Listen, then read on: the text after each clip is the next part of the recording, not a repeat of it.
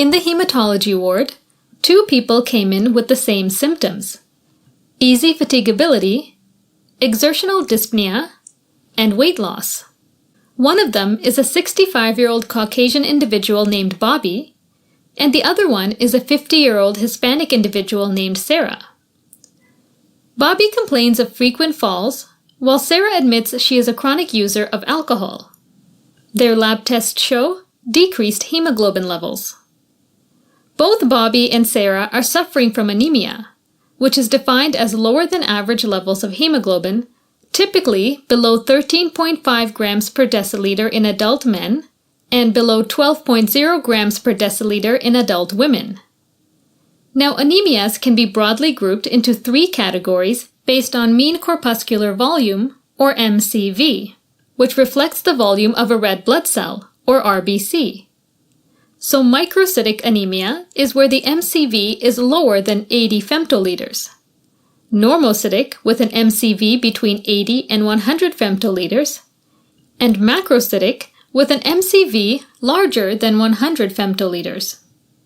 Now let's focus on the macrocytic anemias.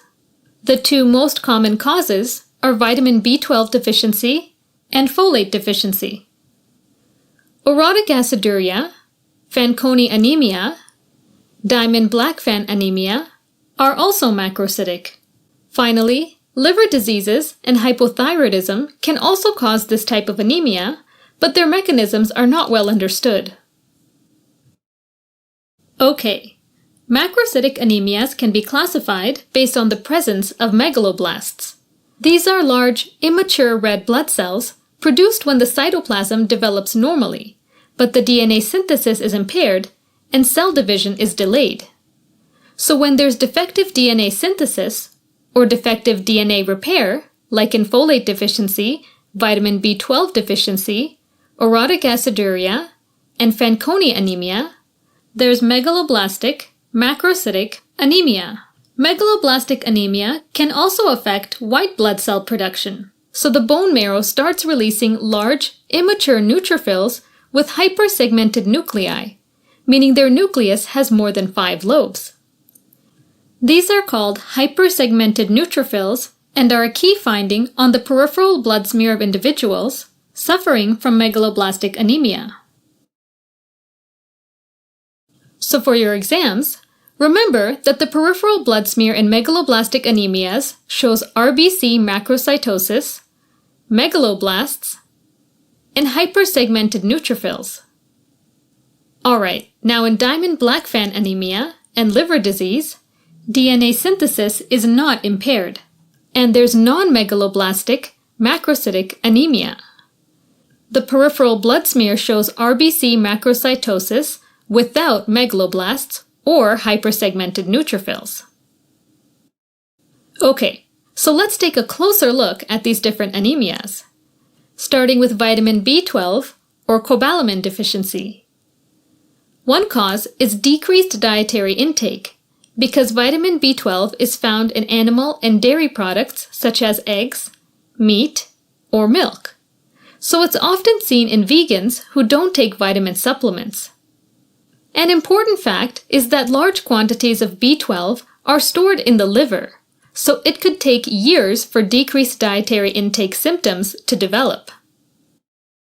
For your exams, it's important to know that the most common cause of vitamin B12 deficiency is defective absorption, and you need to know the different ways this could happen.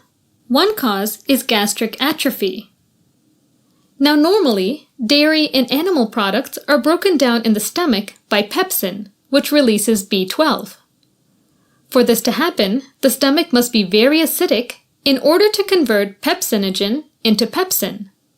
Now in gastric atrophy, there's a decrease of hydrochloric acid production in the stomach, which leads to decreased acidity and prevents the release of vitamin B12.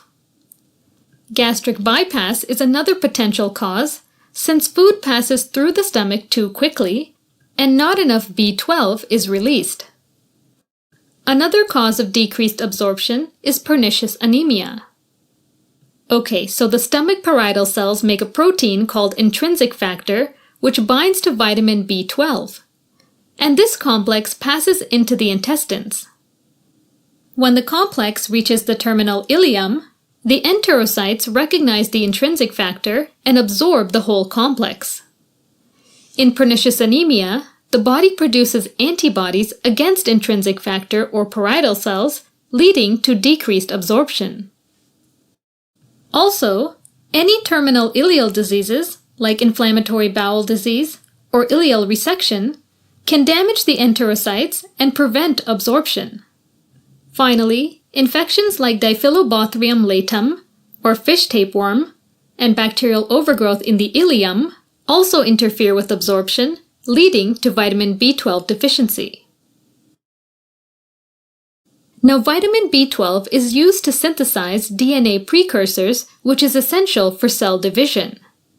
When B12 levels are low or absent, cell division is impaired.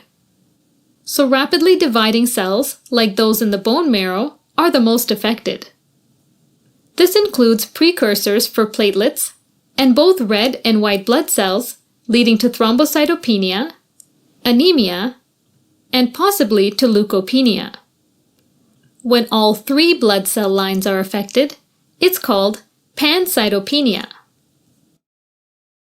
Another high-yield fact is that B12 deficiency increases homocysteine and methylmalonic acid in the body. This is because vitamin B12 is an important cofactor that aids the conversion of homocysteine to methionine and the conversion of methylmalonyl-CoA to succinyl-CoA.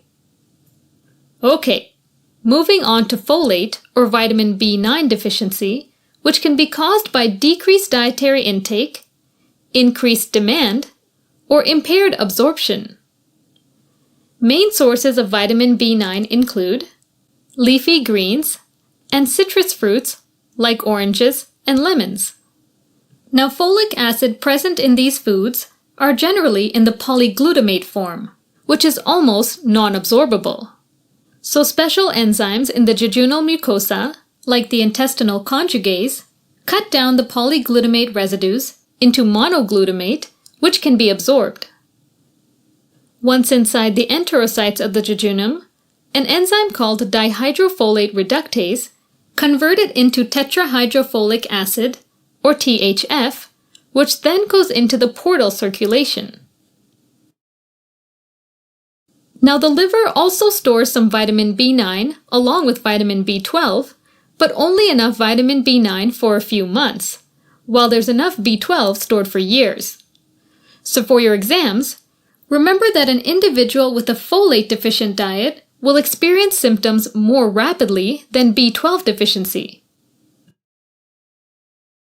Folate deficiency due to increased demand occurs in conditions like pregnancy and hemolytic anemias because more red blood cells need to be produced. For impaired absorption, medications like phenytoin, trimethoprim, methotrexate, sulfasalazine, as well as alcohol can interfere with folic acid absorption in the jejunum. More specifically, phenytoin inhibits the intestinal conjugase, which normally converts the polyglutamate form of folate into monoglutamate. Trimethoprim inhibits dihydrofolate reductase, which converts dihydrofolate into tetrahydrofolate. And alcohol, like sulfasalazine, decreases the expression of a transporter protein that moves folic acid from the enterocytes to the portal vein. Now, folic acid is used to synthesize purines and pyrimidines, which are essential for DNA replication and cell division. So in the absence of folic acid, cell division is impaired, and therefore rapidly dividing cells in the bone marrow are affected, like red and white blood cells, as well as platelet precursors, leading to anemia, leukopenia, and thrombocytopenia. For the test, remember, homocysteine levels are elevated, like vitamin B12 deficiency, but methylmalonic acid levels are normal. This is because folate is a cofactor that aids the conversion of homocysteine to methionine, but does not affect the conversion of methylmalonyl-CoA to succinyl-CoA. Next up is orotic aciduria, where there's excessive excretion of orotic acid in urine. The main concept you'll need to know is that orotic aciduria is an autosomal recessive disorder characterized by a deficiency of the enzyme uridine monophosphate synthase, or UMP synthase, which normally converts orotic acid to UMP. UMP is an important precursor of pyrimidines, and thus, orotic aciduria leads to defective DNA synthesis and megaloblastic anemia. Now, there's Fanconi anemia, which is a genetic form of aplastic anemia caused by mutations in DNA repair enzymes. So in Fanconi anemia, many precursor blood cells in the bone marrow are affected and accumulate DNA damage, causing them to undergo cell death. If enough cells are affected, it can lead to bone marrow failure and pancytopenia. Affected individuals are also at risk of developing cancers like acute leukemia, as well as tumors of the head, neck, skin, gastrointestinal system, or genital tract. Okay, moving on to non-megaloblastic anemia, which includes Diamond-Blackfan anemia and liver disease. Diamond-Blackfan anemia is a genetic disorder caused by mutations in the genes for ribosomal proteins. The ribosomal proteins are mainly involved in protein synthesis, but also regulate cell division and cell death.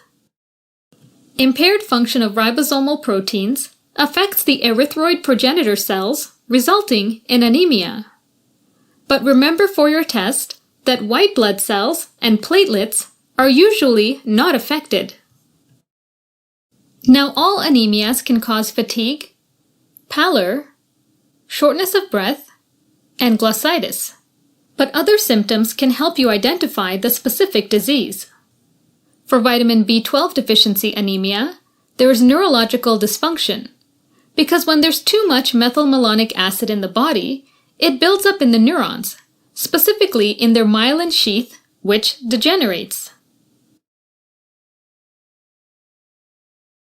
The main sites of neurological involvement include the peripheral nerves and the spinal cord, causing subacute combined degeneration, or SCD, which due to affected dorsal columns cause decreased vibratory and position sense, and affected lateral corticospinal tracts cause spastic paresis. It affects the cerebrum, causing dementia or psychiatric symptoms as early signs of B12 deficiency. It also affects the cerebellum, and as a result, patients experience ataxia and recurrent falls. In folate deficiency, methylmalonic acid levels are normal, so no neurologic symptoms occur. And that is something you absolutely have to remember. For orotic aciduria, it usually manifests in childhood and presents as failure to thrive and developmental delay. For Fanconi anemia, there are physical abnormalities like short stature, thumb and arm defects, and skin markings called café au lait spots, which are flat patches that are the color of milky coffee. Now, Diamond-Blackfan anemia usually manifests during infancy, and the individuals affected also have physical abnormalities like short stature, craniofacial abnormalities such as small head size or microcephaly, cleft palate, cleft lip, and small lower jaw called micronathia, as well as upper extremity malformations, most commonly malformed or absent thumbs. Let's switch gears and look at some important lab tests. The diagnosis of vitamin B12 deficiency relies on a peripheral blood smear, which shows large red blood cells and hypersegmented neutrophils. A bone marrow study can also be done to look for the megaloblastic changes in RBC precursors at various stages of differentiation. Homocysteine and methylmalonic acid levels are elevated. Next, diagnosis of folate deficiency also relies on a peripheral blood smear and bone marrow study, both of which shows the same finding as B12 deficiency. However, keep in mind that the homocysteine level is elevated, but methylmalonic acid levels are normal. Orotic aciduria is diagnosed via the very high orotic acid excretion in urine. Genetic testing can be done to confirm the diagnosis.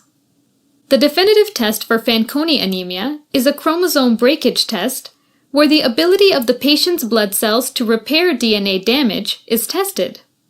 Diamond-Blackfan anemia diagnosis is mainly made through bone marrow biopsy, which shows diminished erythroid precursors.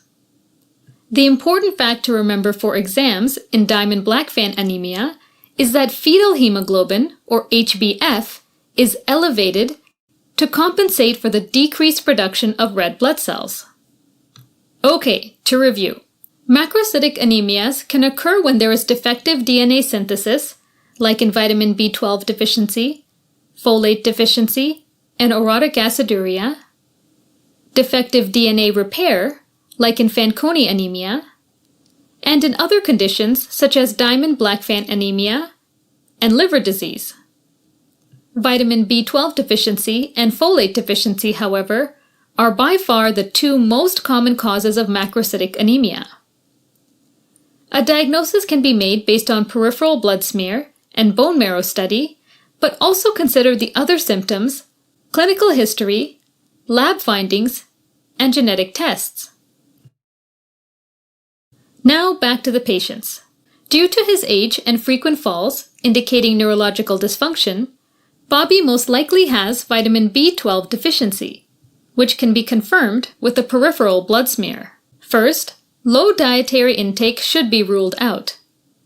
Then, to pinpoint the cause of decreased absorption, one can look for anti-intrinsic factor antibodies for pernicious anemia, or carry out endoscopic or imaging studies in younger patients that might have Crohn's disease.